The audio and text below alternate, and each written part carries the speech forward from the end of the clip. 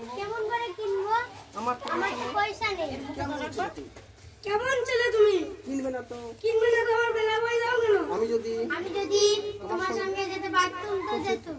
দয়ালা এখানে আসবে না। দয়ালা তুমি কোথা থেকে এসেছো? আমার সঙ্গে বলো। আমার সঙ্গে? হ্যাঁ হ্যাঁ তুমি যে কত দূর থেকে শুনে আমার দয়ালা তুমি কোথা থেকে আসছো? আহা বাচ্চা দুধের বাগ নামা বাবা বাবা বাবা বাবা তুমি এখানে বসে কি করছো? কবিরাজ আমাকে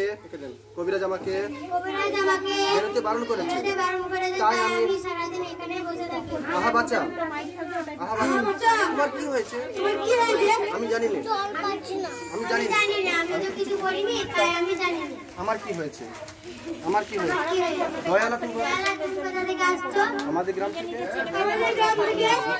তোমাদের গ্রাম গরু চড়ে বই কি খুব চড়ে মেয়েরা সব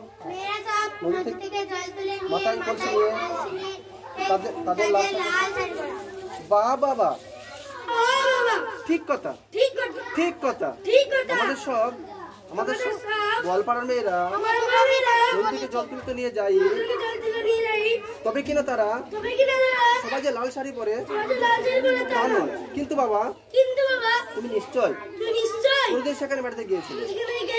সত্যি বলছি দয়ালা, আমি একদিনও যাইনি। কবিরাজ যেদিন আমাকে বাইরে যেতে বলবে সেদিন তুমি নিয়ে যাবে তোমাদের গ্রাম।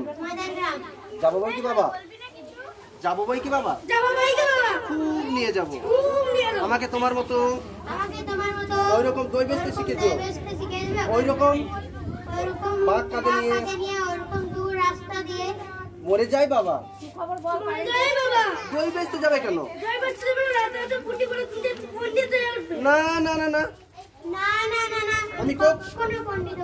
আমি তোমার রাঙা রাস্তার ধারে তোমাদের বুড়ো বটের তলায় গোয়ালাপাড়া থেকে দই নিয়ে এসে দূরে দূরে গ্রামে বেঁচে বেড়াবো। তুমি কিরকম করে বলো?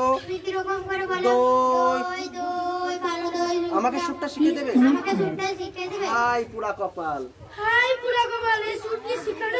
না না ও আমার শুনতে খুব ভালো লাগে। আকাশের শেষ থেকে যেমন পাখির ডাক শুনলে মন উদাস হয়ে যায়, তেমনি ওই রাস্তার মোড় থেকে ওই গাছের সারির মধ্যে দিয়ে যখন তোমার ডাক আসছিল আমার মনে হচ্ছিল কি জানি কি মনে হচ্ছিল বাবা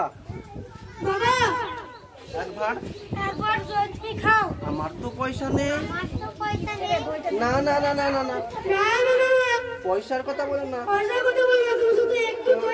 আমি দয়ালা তোমার কি অনেক দেরি হয়ে গেল? না না কিছু দেরি হয়নি, কিচ্ছু লোকসান হয়নি। দই বেচতে যে কত সুখ তা তোমার সঙ্গে জোরে হাত তালে একবার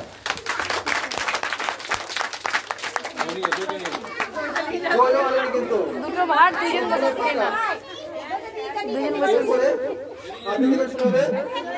আমাদের স্কুলের শিক্ষিকা রঞ্জিতা মুখার্জি।